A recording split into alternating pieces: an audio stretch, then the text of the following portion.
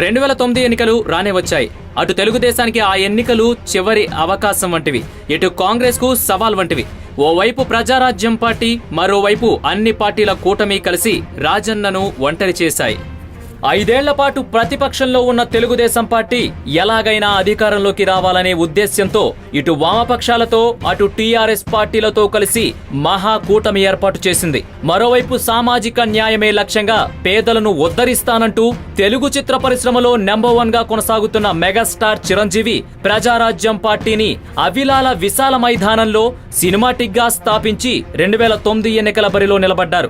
దీంతో ఒంటి చేత్తో కాంగ్రెస్ పగ్గాలను చేతిలో ఉంచుకున్న వైఎస్ఆర్ కు 2009 ఎన్నికలు కత్తి మీద సాములా తయారయ్యాయి. అయితే ఆయన 5 ఏళ్ల పాటు ముఖ్యమంత్రిగా ప్రజలకు అందించిన ప్రభుత్వ పథకాలే ఆయనకు అభయహస్తంగా నిలిచి ఆ పథకాలే ప్రత్యర్థులకు శాపాలుగా మారాయి. కని విని ఎరుగని విధంగా ఏకంగా 156 అసెంబ్లీ స్థానాల్లో విజయ భేరి మోగించారు.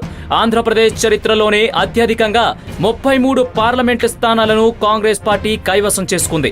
ఇలా కాంగ్రెస్ పార్టీలో వరుసగా రెండోసారి కూడా వైఎస్ఆర్ ముఖ్యమంత్రిగా పగ్గాలు చేపట్టి ఆంధ్రప్రదేశ్ రాష్ట్ర రాజకీయాల్లో మరో చరిత్రను లిఖించారు. నిరంతరం ప్రజల కోసం పాటుపడే రాజన్న ఆ రోజు కూడా రచ్చబండ కార్యక్రమానికి బయలుదేరారు. ప్రకృతి చిన్న చూపు చూడడంతో రాజన్న దిగంతాలకేగారు. ముఖ్యమంత్రిగా తన 5 ఏళ్ల పాలనలో ఎన్నో అభివృద్ధి కార్యక్రమాలు చేపట్టినప్పటికీ ప్రజలకు ఇంకా ఏదో చెయ్యాలని భావించిన వైఎస్ఆర్ ప్రజలను ముఖాముఖి కలుసుకుంటేనే క్షేత్రస్థాయిలో ఉన్న సమస్యలు తెలుసుకుని పరిష్కరించొచ్చనే ఉద్దేశంతో గతంలో ఏనాడు చేయనటువంటి ప్రతిష్టాత్మకమైన రచ్చబండ కార్యక్రమానికి శ్రీకారం చుట్టారు రాజశేఖర్ రెడ్డి.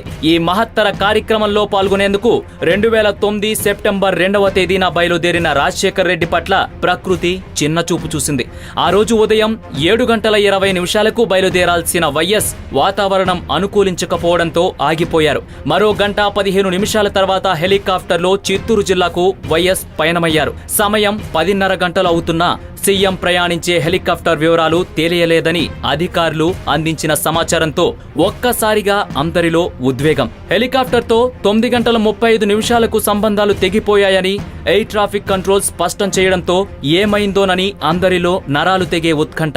క్షణ క్షణానికి రాష్ట్ర ప్రజల్లో ఆందోళన. తన పాలనలో సుఖ సంతోషాలను పొందిన యావత్ రాష్ట్ర ప్రజానికం ముఖ్యమంత్రి వైఎస్ రాజశేఖర్ రెడ్డి క్షేమంగా రావాలని మొక్కని దేవుడు లేడు, చెయ్యని పూజలు లేవు. వైఎస్ రాజశేఖర్ రెడ్డి కనబడ్డారన్న వార్తలు మధ్యాహ్నం 3 గంటల సమయంలో మీడియాలో రావడంతో ఆయన అభిమానుల గుండెల్లో బరువు కాస్త తొలగినట్లయింది. దీంతో జననేత వైఎస్ బతికే ఉన్నాడని అనుకునేలోగానే ఆ వార్తల్లో నిజం లేదని ప్రభుత్వం ప్రకటించడంతో అప్పటి వరకు ఆశతో ఉన్న వందలాది అభిమానుల గుండెలు పగిలాయి. ఒక్కసారిగా రాష్ట్రం మూగబోయింది. వైఎస్ఆర్ అకాల మరణంతో గుండె నిండా బాధ ఉన్నా తప్పని పరిస్థితుల్లో ప్రజానేతలు, ప్రజలు, నాయకులతో పాటు ప్రత్యర్థులు ఆయనకు ఘన నివాళి అర్పిస్తూ జోహార్ వైఎస్ఆర్ అనే నినాదాలతో రాష్ట్ర వ్యాప్తంగా కడసారి వీడ్కోలు పలికారు. అయితే వైఎస్ఆర్ మృతికి కారణమైన హెలికాప్టర్ ప్రమాదంపై అనేక అనుమానాలు వ్యక్తమవుతున్నాయి. హెలికాప్టర్ ప్రమాదానికి రిలయన్స్ కంపెనీకి సంబంధం ఉందనే పలు ఆరోపణలు పుట్టుకురావడంతో ఒక్కసారిగా ఆగ్రహంతో ఊగిపోయిన వైఎస్ఆర్ అభిమానులు ఆ సంస్థకు సంబంధించిన ఆస్తులపై దాడులు చేశారు. ఆంధ్రప్రదేశ్లో లభ్యమయ్యే కేజీ బేసిన్ నుంచి ఉత్పత్తి చేసే గ్యాస్ ను ఇతర రాష్ట్రాలకు తరలిస్తున్న రిలయన్స్ సంస్థకు వైఎస్ఆర్ అడ్డుకట్ట వేశారని, ఆ గ్యాస్ తన ప్రజలకే అందించాలనే ప్రయత్నంలో భాగంగా సదరు సంస్థ వైఎస్ఆర్ పై కక్ష కట్టి హెలికాప్టర్ ప్రమాదానికి కారణమయ్యారనే ఆరోపణలు ఇప్పటికీ వినిపిస్తూ ఉండడం గమనార్హం. ప్రమాదానికి కారణమైన హెలికాప్టర్లో ఉన్న కాక్పీట్ లో రికార్డైన సంభాషణలకు సంబంధించిన వివరాలు ఇప్పటికీ బయటకి రాకపోవడం ఈ అనుమానాలకు మరింత ఊతం ఇచ్చింది అనడంలో ఏమాత్రం సందేహం లేదు. వైఎస్ఆర్ మరణంతోనే కాంగ్రెస్ తుడిచిపెట్టుకుపోయిందంటే దేశ రాజకీయాలపై ఆయన ముద్ర ఎలాంటిదో అర్థం చేసుకోవచ్చు. ఏది ఏమైనా అశేషమైన తెలుగు ప్రజలకు సేవలందించి వారందరి గుండెల్లో చిరస్థాయిగా నిలిచిపోయారు.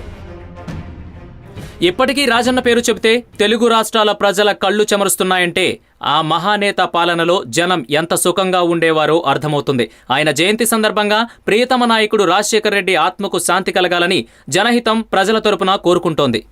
ఈ వీడియో మీకు నచ్చినట్లయితే లైక్ చేయండి, షేర్ చేయండి. మరిన్ని అప్డేట్స్ కోసం మా జనహితం టీవీని సబ్స్క్రైబ్ చేయడం మాత్రం మర్చిపోకండి.